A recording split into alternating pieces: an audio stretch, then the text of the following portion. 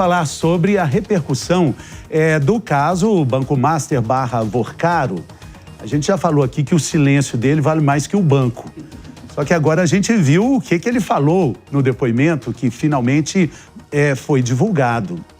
Ele falou muitas coisas interessantes. Primeira coisa que ele disse que não conhece ninguém, que ele não sabe de nada. O que vocês acharam? Vamos começar, Jess. Por favor, me diga tudo. O não sabe de nada, ele é famoso no Brasil, né? Ninguém sabe, na maioria das vezes, de quase nada. Mas é interessante notar que o ministro Dias Toffoli fez a remoção ali dos depoimentos em relação ao sigilo. E a partir disso, nós estamos vendo falas de Daniel Vorcaro e outros envolvidos. Uma pergunta da delegada me chamou muito a atenção, que é uma pergunta que o coloca no lugar do presidente de outro banco, que nesse caso seria o Banco de Brasília, o BRB, se ele compraria um banco com aquelas carteiras que ela intitula ali com as carteiras falsas. E Vorcaro prontamente, não havia carteiras falsas, não havia isso. Então, numa postura muito defensiva e até mesmo não aparentando nervosismo, muito bem preparado para aquele depoimento e negando todas as acusações. Então, até este momento, embora ele tenha falado, o sigilo tenha caído, por assim dizer, ainda não é a delação tão esperada, quem sabe, de Daniel Vorcaro, que pode incriminar muita gente. Mas é o seguinte, tem uma pergunta que eu quero fazer também aqui para o Matheus, que foi feita tanto para o Vorcaro quanto para o ex-presidente do Banco de Brasília, o Paulo Henrique Costa. A pergunta é: essas carteiras tão polêmicas, elas eram de terceiros ou elas eram do Banco Master? Essa resposta muda tudo e cada um deu uma resposta. Esse que é o ponto, né, Fernando? O fato é que essas carteiras, elas já eram claramente suspeitas, fossem de terceiros ou fossem próprias. É só a gente lembrar que o Banco Master, ele já dava, né, sinais notórios de algo muito estranho com um super pagamento sobre o rendimento. Você vê um rendimento tradicional, um investimento do mercado comum, você vai lá comprar, né, abre aí o aplicativo do seu banco e depois dá essa conferida. Você vai ter um investimento pagando 100% de um índice chamado CDI, outro pagando 103%. O Banco Master estava oferecendo 120, 130, às vezes até mais. Então, a carteira, ela já dava muitos sinais de irregularidade. E o fato é, né, dizem que acho que a palavra é prata e o silêncio é ouro. O Vorcaro está provando que o silêncio é muito mais do que ouro, né? É a estratégia que ele vai utilizar e, acima de tudo, negar, né? Eu sou muito sério e tudo que eu fiz foi para o bem da instituição. Bem. Até a página 3, né? Até então. Mas é o seguinte, também tem outra frase, não existe almoço de graça. Não existe. Com esses índices e até altos. Porque reza a lenda que ele almoçou com muita gente. Embora agora, ele diga que ele não conhece ninguém. Agora, todo mundo que ele almoçou junto... Eu ia ficar não ofendido, conhece, não vê, né? Não lembra viu. de mim, gente? A gente almoçou, eu ia ficar ofendido. Imagina lá, quem tá ouvindo, deve estar triste, né? Sobre almoço, tem também uma sonora muito importante que a gente vai ver agora. Sonora é a entrevista, né, o depoimento. Eu quero que você veja, Henrique, para você comentar, com o governador de Brasília. Ele falou, nós almoçamos sim, tem até um prato lá que nós comemos. Vamos ver o que ele fala. Se eu tenho tantas relações políticas como estão dizendo, e se eu tivesse pedido a ajuda desses políticos, eu não estaria com a operação do BRB negada, eu não estaria aqui de tornozeleira, não teria sido preso, estava com a minha família sofrendo o que a gente está sofrendo. Então, acho que, primeiro, vale a pena considerar isso. Segundo, o negócio com o BRB ele foi construído tecnicamente, dentro do Banco Central, como eu disse anteriormente. E aí fica a frustração minha, porque não era para a gente estar aqui nessa sala e com essa exposição toda para um país, porque o prejuízo no final não foi só meu, foi do sistema financeiro. Até o dia 17 de novembro, todos os investidores do Banco Master estavam recebendo em dia. Não teve facilitação política. Eu tive com o governador, sim, algumas vezes, porque ele era controlador indireto, mas não teve nenhum tipo de questão tratada, nesse caso do BRB, que não fosse técnica. Talvez no Brasil, se não fosse assim, eu não estava aqui e teria dado certo, né? Acho que a conclusão desse negócio é a maior prova disso. Ele falou uma coisa importante, né? Que se ele fosse amigo de todo mundo, ele não estaria com a tornozeleira eletrônica, mas vale lembrar que ele não está, ele está na prisão domiciliar, né?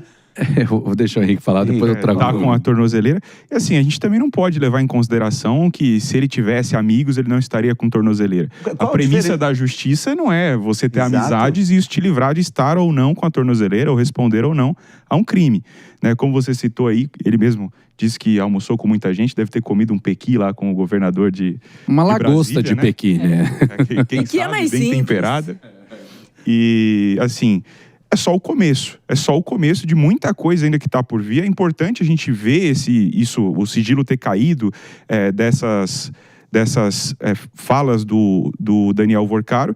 E acho que a tendência é a gente ir descobrindo cada vez mais coisas e, de fato, o silêncio dele vale bem mais que o banco. E outra coisa, Jess, ele não quis dar a senha do celular. Imagina se o silêncio vale muito, imagina a agenda de WhatsApp do Daniel Vorcaro. O zap do Vorcaro. O zap do Vorcaro. O zap do Vorcaro deve ter de jogadora de futebol a presidente de coisas importantes. Ele não no liberou Brasil. a senha. Comissões, mas isso até é fácil para a nossa Polícia Federal quebrar, conseguir esse acesso e ver as mensagens que estavam lá. Só que o que me chama a atenção é que o pressuposto dele é diferente do pressuposto do Henrique.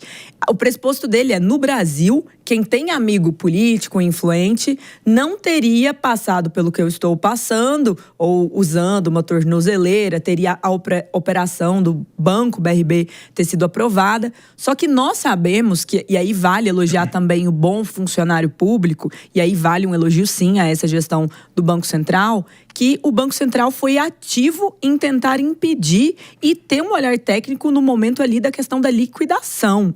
Então, ele talvez tenha tentado e não conseguiu. O que é fato? Ele andava pelos corredores de Brasília, ele fez várias visitas ao Banco Central. Então, assim, o fato dele não ter conseguido e dessa situação do Banco Master ter sido desmantelada, não significa que não se tenha amigos poderosos. É óbvio que Daniel Vorcaro tem amigos poderosos. Só queria colocar um parênteses. Lembra quando ele foi preso, de fato, a primeira vez? Ele estava onde? Embarcando para a Arábia. Dubai. Né? Para Dubai. Ele disse que ele ia fazer alguns negócios. Compra, né? Ele ia vender o banco lá. Ele iria vender o banco. Ele foi preso no momento que ele fugiria, que ele sairia do Brasil. Supostamente fugiria. Supostamente ele estava saindo do Brasil. Coincidência ou não, o cunhado dele passou pela mesma coisa. Mesma situação. Também ia comprar, fazer os negócios deles lá. Então, assim, e esse é um trabalho importante da Polícia Federal, desses avisos, porque quando você vai fazer essa viagem, você dá os seus dados, eles foram aptos a conseguir chegar antes que esse voo parte. Agora me conta, e se ele tivesse conseguido? Vocês acham mesmo que teria a repercussão e a chance das delações que se tem nesse momento? Não. Agora, o sigilo não pode voltar, nós precisamos defender que essa investigação ela seja transparente. Nós falamos bastante sobre ela estar na primeira instância. Era importante que ela estivesse na primeira instância, porque só tem uma menção a um deputado federal. Mas sendo muito justa, é bem honesto que no futuro envolvam outras autoridades e isso leve o foro a voltar para o Supremo Tribunal Federal. Mas tem uma coisa que é muito curiosa, Fernanda, e a gente falando até, diria ali, do depoimento e das falas do Vorcaro, é a tranquilidade que ele passa e diria até um otimismo exacerbado sobre o grande desempenho da instituição financeira que ele comandava, não só uma instituição financeira, um conglomerado, um grupo de empresas, tinham outros bancos como o Eubank, outras empresas como nós noticiamos aqui essa semana da farmacêutica, e ele passa como se tudo estivesse maravilhoso, como se não houvesse qualquer indício, como se o Haddad, o nosso ministro, não tivesse comentado que já há um bom tempo, desde a entrada do Galípolo, ele já tinha sido alertado sobre indícios de fraude, de suspeitas do Banco Master.